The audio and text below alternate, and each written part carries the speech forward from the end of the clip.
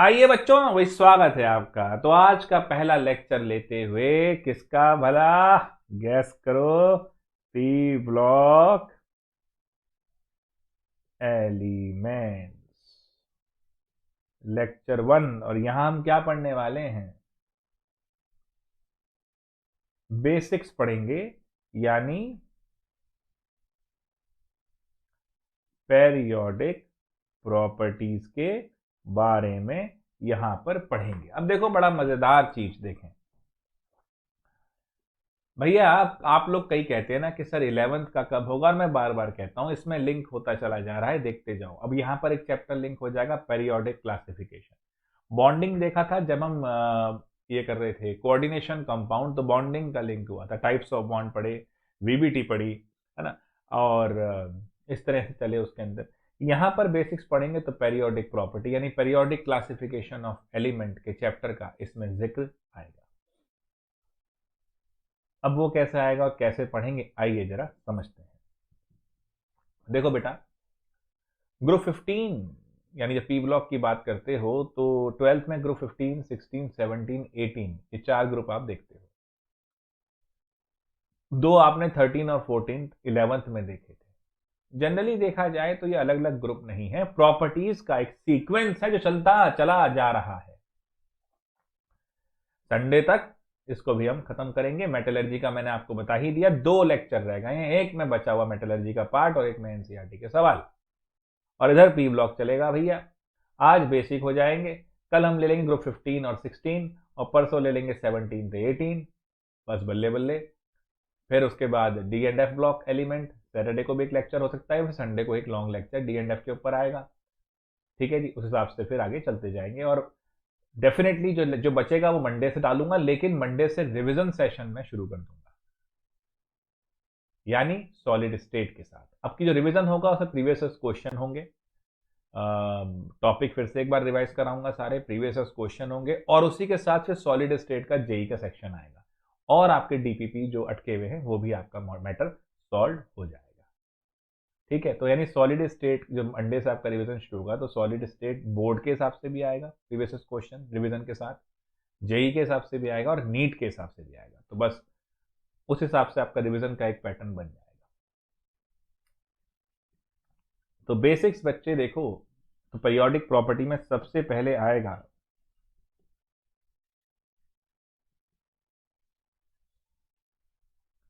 Atomic radius. भाई, as we move from top to bottom और as we move from left to right, तो क्या क्या properties में वेरिएशन होते हैं। तो पहले प्रॉपर्टीज को जान लेते हैं, फिर वेरिएशन जान लेंगे। एटॉमिक रेडियस क्या होता है भैया? एटॉमिक रेडियस को जब डिफाइन करने चले चौड़े में, तो हमने कहा this is the distance between the nucleus and the outer most electron.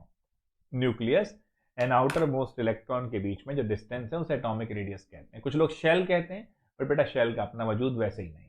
लेकिन जैसे हमने ये डेफिनेशन लिखी, हाइजेनबर्ग साहब की आत्मा को दुख हुआ। हाइजेनबर्ग जानते हैं ना, कक्षा 11 में एटॉमिक स्ट्रक्चर में एक भाई साहब आए थे, अनसर्टेनिटी प्रिंसिपल चिपका गए थे। हाइजेनबर्ग साहब ने कहा था भैया किसी भी मूविंग पार्टिकल की वेलोसिटी और पोजीशन आप नहीं निकाल सकते एक साथ। अब ये तो मूविंग इलेक्ट्रॉन है, तो आपने इसका रेडियस यानी लोकेशन कैसे निकाल दी? बोर साहब के डेरिवेशन में तो निकल गया था।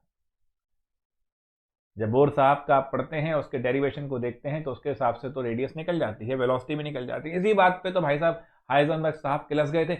ये नहीं हो सकता मिस्टर बोर, बहुत बोर कर रहे हो तुम मिस्टर बोर। तो यानी अगर देखा जाए तो एटॉमिक रेडियस की इस डेफिनेशन की बत्ती लग गई। तो क्या करें? Alternate root. साइंस तो कहता है ये समस्या आए तो अल्टरनेट रूट पे चलो। तो अगली हम बात करेंगे कोवलेंट रेडियस की। कोवलेंट, यस, राइटिंग का बच्चों मुझे तुमने एक टेंशन दे दिया है, कतई बिल्कुल ना, जहर हो गया है बिल्कुल। कोवलेंट रेडियस, हम एक फ्लो में आए होते हैं तो राइटिंग की बत्ती लगी जाती है। कोवलेंट रेडियस क्या बेटा? कोवलेंट बॉन्ड बन गया, देखो एक कोवलेंट बॉन्ड बन गया, है ना। कोवलेंट बॉन्ड बना, ये एक एटम है, ये एक एटम है, दोनों आए करीब आए। अब आपने इन दोनों के न्यूक्लियस को ज्वाइन कर दिया, वो जो डिस्टेंस है उसको हाफ कर दिया। तो what we can say covalent radius is the half of the distance combining two nuclei of the bonded atoms। और ये आप भाई साहब बहुत आनंद के साथ एक्सरे क्रिस्टलोग्राफी से और डिफरेंट जो केमिकल हमारे अब मेथड अवेलेबल हैं उनसे आप ये डिस्टेंस निकाल सकते हो। उसको आधा करना भी आपके लिए कुछ नहीं। तो बेसिकली आपने कहा, और इसको क्योंकि जो कोवेलेंटली बॉन्डेड स्टेट है तो इसे कोवेलेंट रेडियस कहा गया। ठीक है मेरे भाई, कोई दिक्कत तो नहीं। अब कोवेलेंट है तो आयनिक बॉन्ड कहता है हमने क्या तुम्हारी भैंस खोल दी जो हमारी रेडियस नहीं निकालोगे। हमने कहा ठीक है भैया, तो आयनिक रेडियस भी निकाल लेते हैं। आयनिक रेडियस क्या होता है भैया? देखो, अब देखो बड़ी मुद्दे की बात समझना। पहले तो आयन बनाते हैं। अब एक बात सोचो भाई, आयन बनाते हैं का मतलब है क्या? देखो भैया, दो चीज प्रॉपर्टी और पढ़ लो, उससे ये रेडियस समझनी आसान हो जाएगी। अब आयनिक रेडियस को यहां समझाएंगे, पहले वो दोनों प्रॉपर्टी समझाएंगे। उसमें से एक का नाम है आयनाइजेशन एनर्जी या आयनाइजेशन एंथैल्पी। बहुत ही आनंद है भैया। देखिए अब हुआ क्या भाई, आयनाइजेशन एनर्जी पहले भी शायद बता चुके हैं। मान लीजिए आपने हमें 500 रुपए दिए और आपने अपने एक मित्र को 500 रुपए दिए। अब दोनों ही हम आपको पैसे देने से कतई इनकार कर रहे हैं। अब आप क्या करेंगे? अब आप हमसे लड़ना चाहेंगे ताकि वो पैसे वापस आ जाए। भैया हमसे लड़ोगे तो 500 और ले जाएंगे, है ना? तो अब मान लो अपने दोस्त से आप पैसे ही वापस चाहते हैं, वो नहीं दे रहा। अब उससे लड़ने जाएंगे तो क्या उसके घर पे जाएंगे, उसके मोहल्ले में जाएंगे, आवाज देंगे बाहर निकल भाई पैसे दे, यार निकालो इसको पे लो। अब आप अगर उससे वो 500 रुपए वापस चाहते हैं तो आप उसको ऐसी जगह बुलाएंगे जहां वो कमजोर हो। आयनाइजेशन एनर्जी बच्चों होता क्या है, हम किसी एटम से अगर एक इलेक्ट्रॉन निकालते हैं, हम किसी एटम से अगर एक इलेक्ट्रॉन निकालते हैं तो जितनी एनर्जी उसको देते हैं वो आयनाइजेशन एनर्जी कही जाती है। तो आयनाइजेशन एनर्जी हुई क्या? The energy required to remove an electron from an atom in its isolated gaseous state. आप चाहेंगे कि उसको अलग कर दें, गैशियस स्टेट में ले आएं ताकि इलेक्ट्रॉन निकालना आपके लिए आसान रहे। जैसे आप अपने दोस्त से पैसे लेंगे तो आप ये चाहेंगे कि उसको आप अकेले में बुलाएं ताकि वो कमजोर हो, उससे आप पैसे लेने के लिए लड़ सकें। तो दिस इज आयनाइजेशन एनर्जी। आपने ये एनर्जी सप्लाई करी, मान लीजिए Na को ये एनर्जी दी गई है, एनर्जी दी है, तो Na प्लस प्लस इलेक्ट्रॉन मिलेगा। अब मेरे बच्चे Na के आउटर मोस्ट शेल में जो इलेक्ट्रॉन था वो जा चुका है, तो इसका मतलब अब एक शेल कम हो चुकी है Na प्लस की। तो Na प्लस का साइज न्यूट्रल Na से तो कम ही होगा ना, इलेक्ट्रॉन तो आउटर से चला गया है ना। और अगर देखा जाए तो अब साइज तो रिड्यूस होना लाजमी है। और एक और बात सुन लो भाई, सोडियम पे 11 इलेक्ट्रॉन थे, 11 प्रोटॉन थे। एक इलेक्ट्रॉन जा चुका है, लूज कर चुका है। अब 11 प्रोटॉन है और 10 इलेक्ट्रॉन है। अब ये 10 इलेक्ट्रॉन को अपनी तरफ ज्यादा तेजी से खींचेगा तो इसका साइज तो कम हो ही जाएगा। तो ये चीज ध्यान रखना। तो ये जो साइज कम हो गया इसी को कह देते हो आप कैटायनिक रेडियस। और अगर मैं बात करूं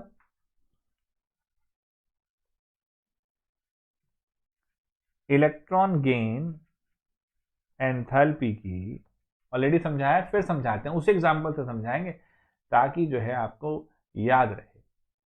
और ये हो गया इलेक्ट्रॉन एफिनिटी।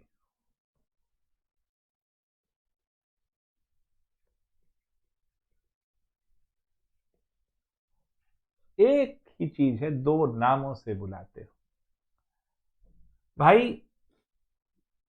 मान लीजिए अब आपको हो गई है मोहब्बत और आप चाहते हैं लव मैरिज करना।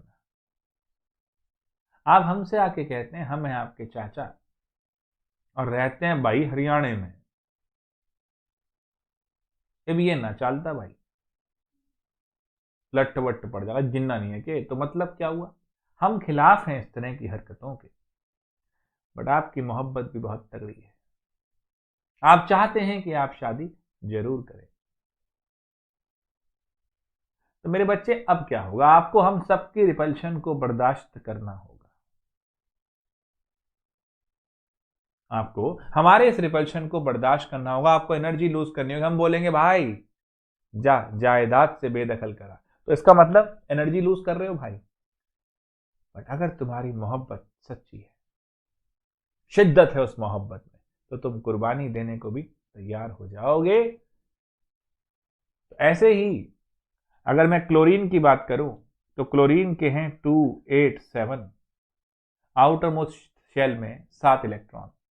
अब क्लोरीन अगर एक इलेक्ट्रॉन लेके आना चाहेगा तो ये जो पहले से मौजूद 7 इलेक्ट्रॉन है ये इसको रिपेल करेंगे। अब क्लोरीन चाहता है कि इलेक्ट्रॉन इसके पास आए, तो मेरे भाई क्लोरीन एनर्जी रिलीज करेगा। तो electron gain enthalpy is the energy released to acquire an extra electron. बाकी तो वही है, आइसोलेटेड गैसियस स्टेट तो लिखनी है। जितनी एनर्जी छोड़ रहे हो, जितनी कुर्बानी दे रहे हो, उतना ही बेटर इलेक्ट्रॉन एफिनिटी है, उतना ही बेटर इलेक्ट्रॉन को चाहोगे। क्लियर है? एफिनिटी माने चाहत। किसी चीज को पाने की चाहत कितनी गहरी है, इस बात पे डिपेंड करता है कि कितनी बड़ी कुर्बानी दे सकते हो। इंजीनियर बनना है, कितनी मेहनत कर सकते हो। डॉक्टर बनना है, कितनी मेहनत कर सकते हो। अब देखो जरा ध्यान से, ए इलेक्ट्रॉन गेन करता है, ए माइनस बनाता है और -200 जूल एनर्जी तक खर्च कर सकता है। -200 एनर्जी लूज कर रहा है। ध्यान से देख बेटा मेरी बात। ये भाई साहब बी माइनस बनाता है, इसका डेल्टा एच है लेट से -500 जूल। ए इलेक्ट्रॉन चाहता है कुर्बानी बस 200 जूल की दे रहा है, बी इलेक्ट्रॉन चाहता है कुर्बानी 500 जूल की दे रहा है। किसकी कुर्बानी बड़ी है मेरे भाई? बी की। More negative the value of electron gain enthalpy, better the electron affinity. इतनी मोहब्बत है कि उसके लिए बहुत कुछ छोड़ रहा है। 500 जूल एनर्जी छोड़ दी। एफिनिटी माने चाहत, इलेक्ट्रॉन की चाहत इतनी है कि उसके लिए 500 जूल एनर्जी भी छोड़ रहा है मेरे भाई। जो ज्यादा बड़ी कुर्बानी देगा उतनी अच्छी स्ट्रांग मोहब्बत है तुम्हारी, उसी को मिलेगी इलेक्ट्रॉन की खुमारी। सेम है, डॉक्टर बनना है ना। अब मान लो आशीष भी चाहता है, रिद्धीश भी चाहता है डॉक्टर बनना। अबे तुम में से जो ज्यादा मेहनत करेगा, ज्यादा सेक्रीफाइस करेगा, ज्यादा कुर्बानी देगा, वही बनेगा डॉक्टर, उसी को मिलेगी सीट। यही है कंपटीशन का सिद्धांत जो हमें मिलता है कहां पर? इलेक्ट्रॉन गेन एंथैल्पी के नजारे में। लेकिन अब एक चीज सोचो, क्लोरीन ये इसका न्यूक्लियस, ये 2 इलेक्ट्रॉन इस शेल में, 8 इलेक्ट्रॉन इस शेल में, 7 इलेक्ट्रॉन इस शेल में। अब तुमने शादी तो कर ली, लेकिन अब तुम उस घर में तो नहीं आ सकते ना, तो तुम उस घर से थोड़ा दूर घर ले लोगे। एक्सेप्ट नहीं किया ना, कोई नहीं, थोड़ा दूर घर ले लिया। इलेक्ट्रॉन भी थोड़ा दूर रह जाएगा आउटर शेल से, रेडियस बढ़ गई, तो Cl माइनस का साइज Cl से ज्यादा हो गया, एनायनिक रेडियस हो गई। सो अब समझ में आया? कैटायनिक रेडियस न्यूट्रल एटम से छोटी होगी,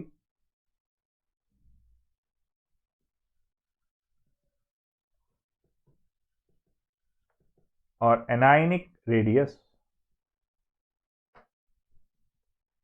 न्यूट्रल एटम से बड़ी होगी। क्लियर है बच्चे ये बात? आयनाइजेशन एनर्जी भी समझ में आ गई इससे, और ये भी समझ में आ गई। ठीक है, यहां अब मैं आपको एक चीज समझाऊंगा। एक वर्ड बार बार यूज होता है,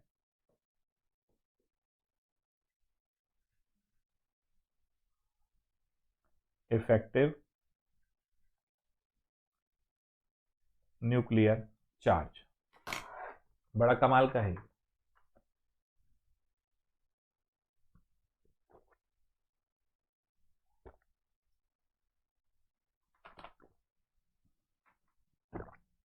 क्या है देखें भाई, अभी सर्दियां चल रही हैं तो आग तापते हैं लोग।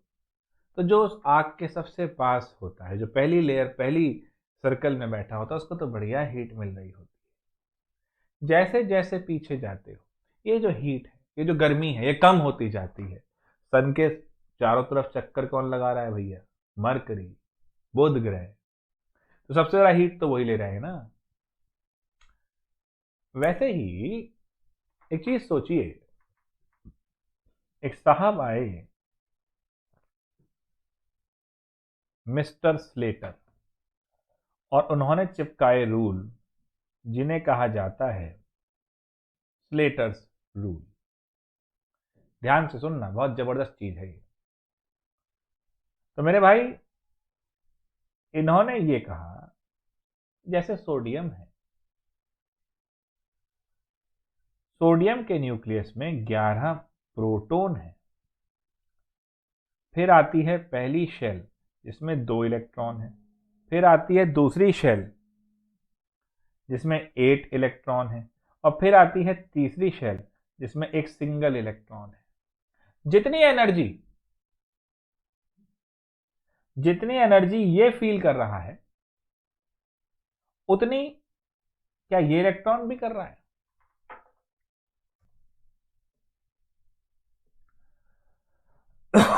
सबसे ज्यादा हीट ये झेलेगा, उसके बाद ये, और बहुत कम मिलेगी इसको, एक तरह से, है ना। तो जो 11 पॉजिटिव ये झेल रहा है, क्या ये भी 11 झेल रहा है?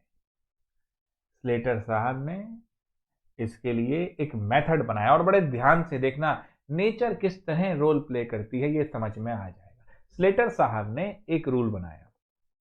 उन्होंने कहा आइए इसको जरा एक स्टैंडर्डाइज तरीके से करते हैं, सुनते जाना। उन्होंने कहा जिस इलेक्ट्रॉन पे इफेक्टिव न्यूक्लियर चार्ज की बात कर रहे हो, जिस इलेक्ट्रॉन पे इफेक्टिव न्यूक्लियर चार्ज की बात कर रहे हो, उसकी शेल में उसके अलावा जितने भी इलेक्ट्रॉन होंगे, वो उस इलेक्ट्रॉन को 0.3 से बचाएंगे। देखो बेटा, क्या कहना चाह रहे हैं हम कहना चाह रहे हैं कि देखो, एक तो हम निकालना चाह रहे हैं इफेक्टिव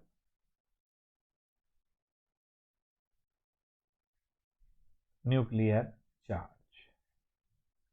इसको डिनोट करते हैं Z स्टार से। Z स्टार क्या होगा? Z minus sigma. Z star is your effective nuclear charge, Z is your atomic number, and sigma is my screening constant। Screening constant क्या हुआ सर? आपने गाड़ियों में शीशों पर पुलिस को मना करते हुए सुना है कि ब्लैक स्क्रीन मत लगाइए। वो जो स्क्रीन है वो लाइट को अंदर जाने नहीं देती। स्क्रीन माने एक तरह से प्रोटेक्टिव लेयर। किस तरह इनर लेयर आउटर शेल्स को, इनर शेल्स आउटर शेल्स को न्यूक्लियस के अट्रैक्शन से बचा रही हैं। अरे सर, ये तो शील्डिंग इफेक्ट कहा जाता था।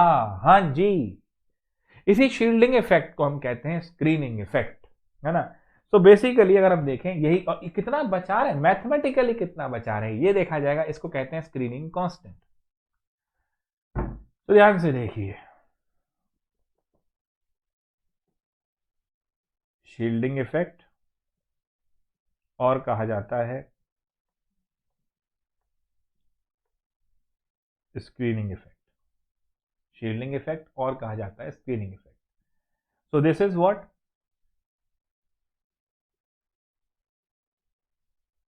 inner shell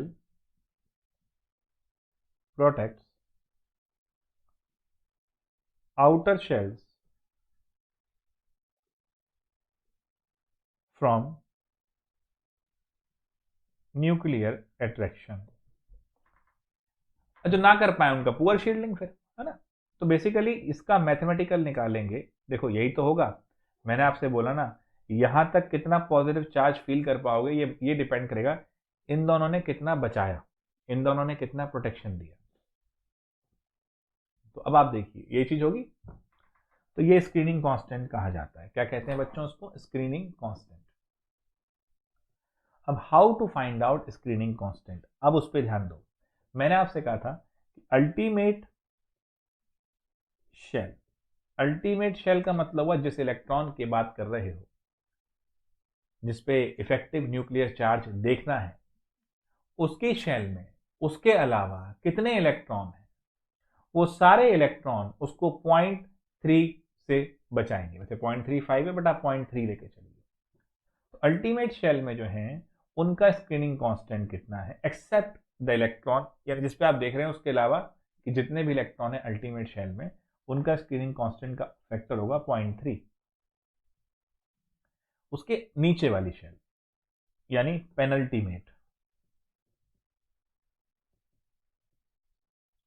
penultimate second last.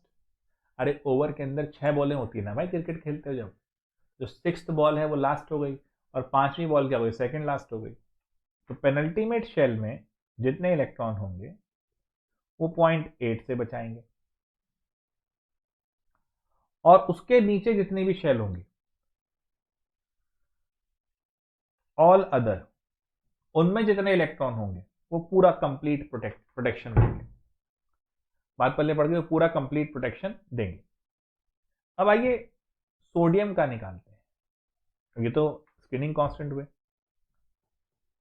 Sodium के लास्ट इलेक्ट्रॉन पे कितना इफेक्टिव न्यूक्लियर चार्ज होगा ये निकालते हैं।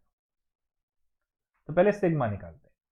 पेनल्टीमेट शेल में यानी जो इलेक्ट्रॉन लास्ट शेल में है, कितने इलेक्ट्रॉन है वो? एक ही है। अच्छा, उसके अलावा कोई है? अरे जब कह दिया सर एक ही है तो उसके अलावा कहां से लाएंगे भाई, मिर्जापुर से, तो एक ही तो है, और तो है नहीं, तो यानी 0, तो यानी 0.3 वाले तो और कोई है नहीं। चलो बढ़िया है। इसके नीचे हैं 8 इलेक्ट्रॉन।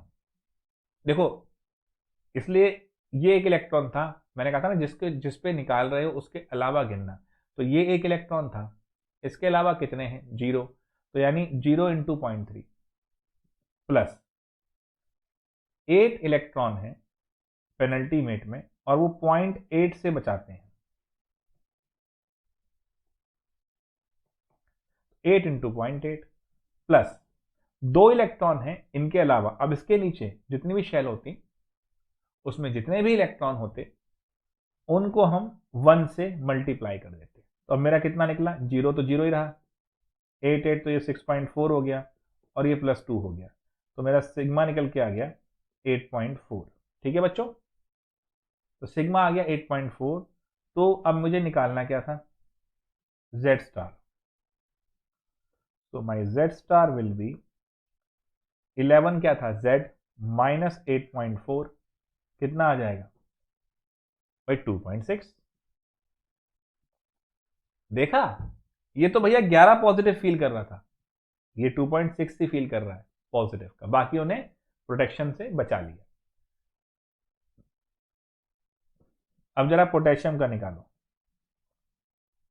Atomic number 19। अब एटॉमिक नंबर 19 हुआ तो क्या मतलब हुआ जी इसका? 2881। ठीक है, अब देखें मजेदार बात,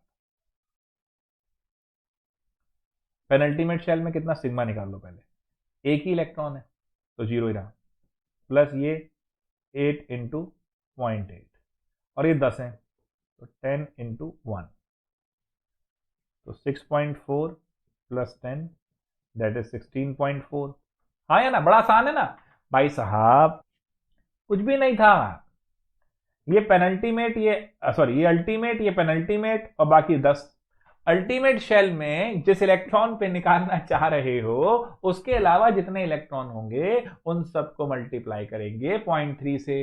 अब पोटेशियम हो चाहे सोडियम हो, सब्जी चाहे जो भी हो, यानी बेसिकली पोटेशियम हो चाहे सोडियम हो, दोनों के आउटर मोस्ट शेल में एक ही इलेक्ट्रॉन है, उसके अलावा तो कोई है नहीं। अब उसके अलावा कोई है नहीं तो बत्ती लग गई, मतलब 0 हो गए। तो 0 इंटू 0.3, कहानी खत्म। फिर ये 8 हुए पेनल्टीमेट में, तो 8 इंटू 0.8 6.4, 6.4, 6.4, फिर आ गए 10। उनके नीचे जितने भी होते हैं उन सबको 1 देते हैं तो 10 हो गया 16.4। तो my z star will be 19 minus 16.4 that is 2.6। खत्म बच्चों। अरे पूरी ऑर्गेनिक में नहीं करके आए, मैं बताता रहा कि जो काम सोडियम करता है वो पोटेशियम भी कर सकता है। अरे काहे काहे भैया, सीधी बात, दोनों का इफेक्टिव न्यूक्लियर चार्ज बराबर है। क्या समझे, बराबर है। इजी बच्चों। अब आइए क्लोरीन का भी निकाल लेते हैं, क्या जज्बाती होना। क्लोरीन में 287, तो 6 इंटू 0.3 का है भैया, 7 थे ना, एक इलेक्ट्रॉन पे देखोगे, एक के अलावा कितने, 6, तो वो 6 जो हैं उस एक को बचाएंगे 0.3 से। 8 इंटू 0.8 प्लस 2 इंटू 1, तो ये कितना हो गया बेटा 1.8, 6.4 प्लस 2, तो ये तुम्हारा निकल के आ गया 6.4 8.4 और ये मतलब 10.2 तो हुआ 1.8, मतलब 2 2 4 मान ले, 4, हाँ ठीक है 10.2। टोटल कितना था बेटा 17, तो 17 माइनस 10.2, तो तेरा जेड स्टार आता है बड़े मस्त तरीके से गुरु 6.8, 6.8। हर तरफ तेरा जलवा, बहुत ही बढ़िया है भाई साहब। केमिस्ट्री में एक बड़ा एक प्यारा, इनऑर्गेनिक तो रटते हैं, इनऑर्गेनिक तो रटते हैं, अरे बावले हो क्या रटते हैं। एलिंगम डायग्राम बताया, मेटलर्जी रटने वाला चैप्टर है, काहे का रटना, इतना प्यारा कॉन्सेप्ट एलिंगम, उसके ऊपर देखो कितना प्यारा हर चीज लिंक है, कोऑर्डिनेशन में कैसे बढ़िया चीजें लिंक हुई हैं। याद, फैक्ट कुछ याद रखने हैं तो वो तो हर जगह रखने हैं भाई साहब। घर में नहीं याद रखते कि ये मेरे भाई हैं, ये मेरी बहन है, ये मेरा घर है, ये मेरे मम्मी, ये मेरे पापा, या वहां भी ये रोज थोड़ी रखते हो यार, एक बार फैक्ट को देखना होता है बस।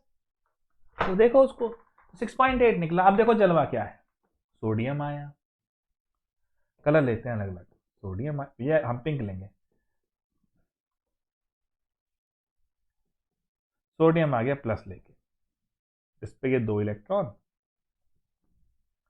इस पे ये 8 इलेक्ट्रॉन, इस पे 1 इलेक्ट्रॉन। इधर आ गए हमारे बाबू क्लोरीन, या ग्रीन में लाइट हो गया, इस पे डार्क ग्रीन नहीं है क्या, ठीक है। क्लोरीन बाबू आ गए, तो 17 प्लस 2 8 7। अब देखो बच्चों बड़े कमाल की बात, क्लोरीन का इफेक्टिव न्यूक्लियर चार्ज आ रहा है 6.8, यानी यहां पर क्लोरीन जो अट्रैक्शन शो कर रहा है वो 6.8 और इस पे इसका जो अट्रैक्शन है वो 2.6। दोनों जब करीब आएंगे, क्लोरीन का इफेक्टिव न्यूक्लियर चार्ज ज्यादा है, सोडियम का कम है। सोडियम अपने आउटर इलेक्ट्रॉन को इतने अच्छे से पकड़ के नहीं रख सकता जितना कौन कर रहा है, क्लोरीन वाला अपनी तरफ खींच रहा है। सोडियम बाबू अपना इलेक्ट्रॉन धीरे धीरे क्लोरीन की तरफ भेजने लगेंगे। देखो बे, अब बोर की थ्योरी लगाने की कोशिश करो।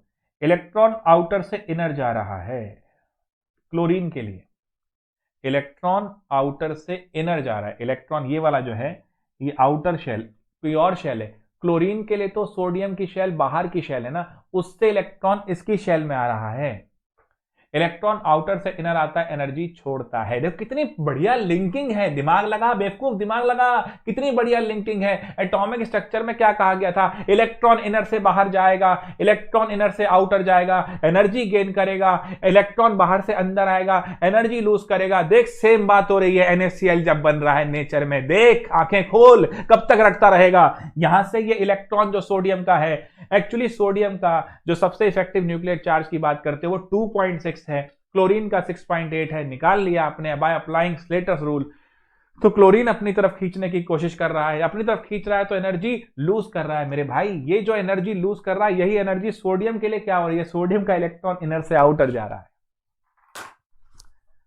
अब सोच, जो एनर्जी क्लोरीन की इलेक्ट्रॉन गेन एंथैल्पी है, वही एनर्जी सोडियम की आयनाइजेशन एनर्जी है।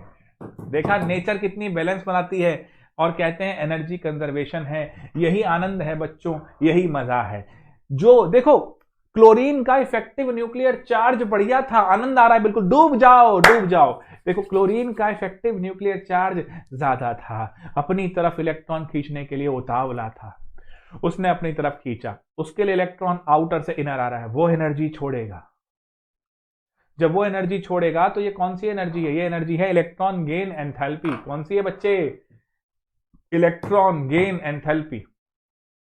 ये छोड़ रहा है, इसके लिए लॉस है, इसके लिए माइनस है। लेकिन सोडियम अपनी तरफ उस एनर्जी को ले रहा है, क्यों, सोडियम का इलेक्ट्रॉन इनर से आउटर जा रहा है तो वो गेन कर रहा है। तो एनर्जी का अमाउंट सेम है, क्लोरीन के लिए नेगेटिव है, सोडियम के लिए पॉजिटिव है। क्लोरीन के लिए इलेक्ट्रॉन गेन एंथैल्पी है, सोडियम के लिए आयनाइजेशन एंथैल्पी है। डन, एनर्जी कंजर्व है। हर चीज एक घटना है, प्लस और माइनस आपके ऊपर डिपेंड करता है, बस सीधा है। तो ये स्लेटर रूल हुआ, ये बॉन्ड बनाना हुआ, कितना आसान है। ये बेसिक्स हैं बेटा इनऑर्गेनिक के, मजा आया।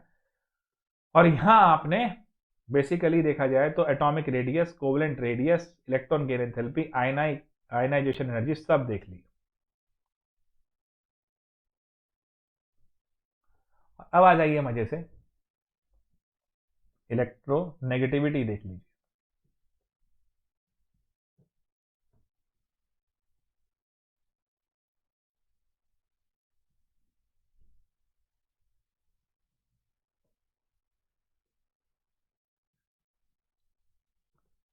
Tendency to attract shared pair of electron towards itself in a covalently bonded state.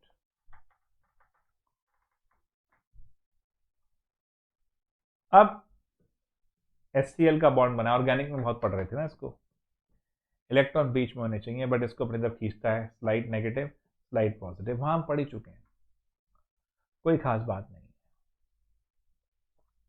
अब देखिए आगे, हमने बात करी बच्चों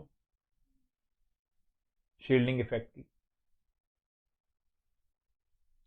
एक आइए पेनिट्रेंस की बात करेंगे और इनर्ट पेयर इफेक्ट की बात करेंगे।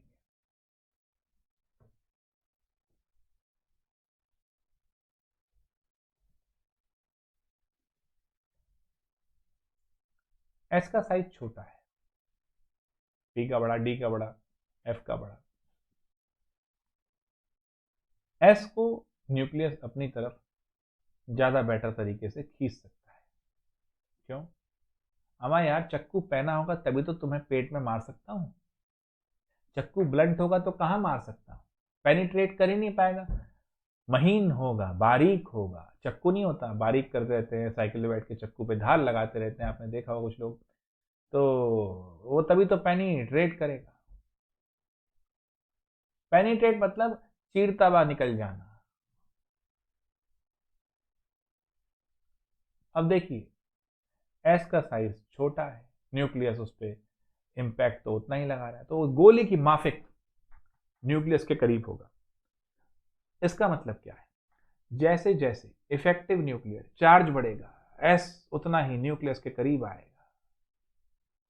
अब देखो ग्रुप 13 में देखते हैं। तो पहली बात तो क्या हुआ, पेनिट्रेंस उसका ज्यादा हुआ, S का ज्यादा हुआ पेनिट्रेंस। अब मान लो आप P में देख रहे हो, फिर D में देख रहे हो, फिर F में देख रहे हो, तो ये ऑर्डर है पेनिट्रेंस का। तो इलेक्ट्रॉन निकालना भी उतना ही मुश्किल होगा S से, क्योंकि ये न्यूक्लियस के पास होगा।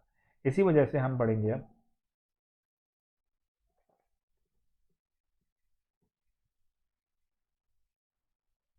Inert pair effect. ग्रुप 13 है, जैसे मान लो the boron family.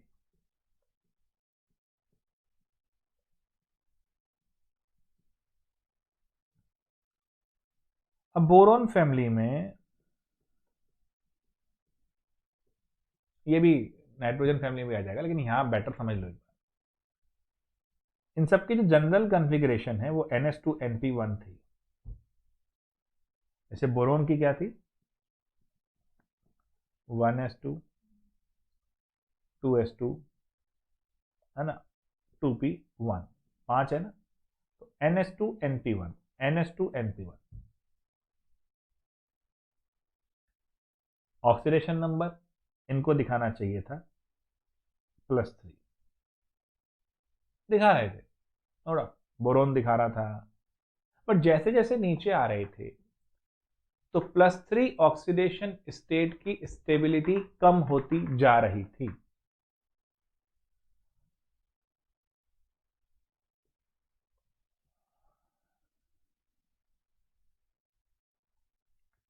As we move down the group, the stability of +3 oxidation state decreases and the stability of +1 oxidation state increases। +3 की कम होती जा रही थी, +1 की बढ़ती जा रही थी।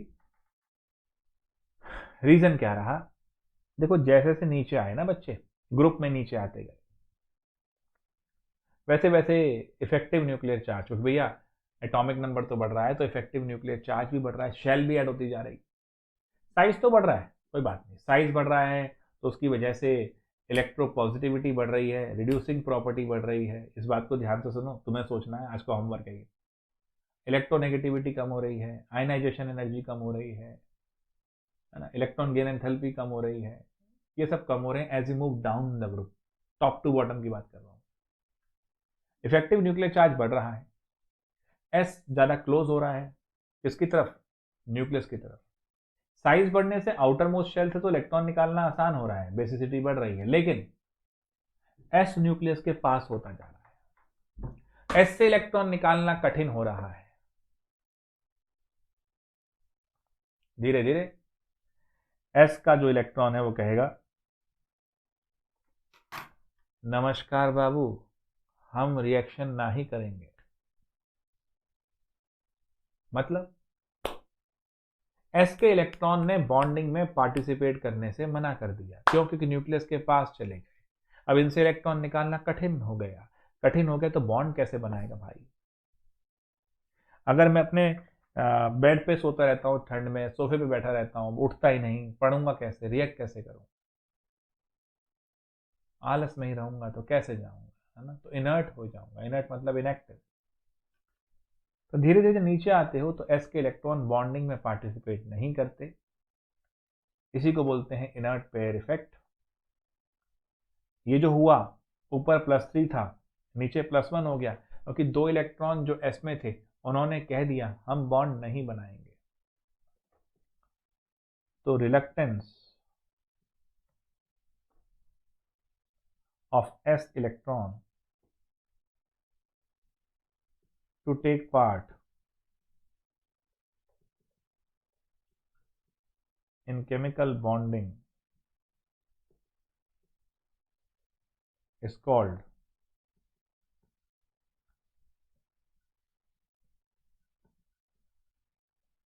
inert pair effect और इसी वजह से बोरोन और थैलियम में बोरोन की +3 स्टेबल होती है और थैलियम +3 शो नहीं करता। यही कार्बन में होगी, कार्बन +4 शो करेगा, लेड शो नहीं करेगा, लेड +2 में स्टेबल है, 2 कम हो गए। तो ये काफ़ी बेसिक प्रॉपर्टी मैंने बताई, समझाई, इफेक्टिव न्यूक्लियर चार्ज भी समझाया है। पी ब्लॉक शुरू कर चुके हैं, अब ग्रुप 15 जब शुरू करेंगे तो उसमें ये चीज़ें यूज़ होंगी। तो अब प्रॉपर्टीज़ को पढ़ेंगे उनमें ग्रुप के साथ। तो मिलते हैं कल नेक्स्ट सेशन। पी ब्लॉक के सेशन थोड़े लंबे होंगे क्योंकि एक ही सेशन में 2 ग्रुप निपटाने हैं, तो टाइम लगेगा। एनसीईआरटी भी है, उसके अलावा भी चीज़ें हैं, तो याद रहना। ओके बच्चों, तो आज की सभा यहाँ समाप्त करते हैं। टेक केयर, मिलते हैं। This is your p block 1। Take care.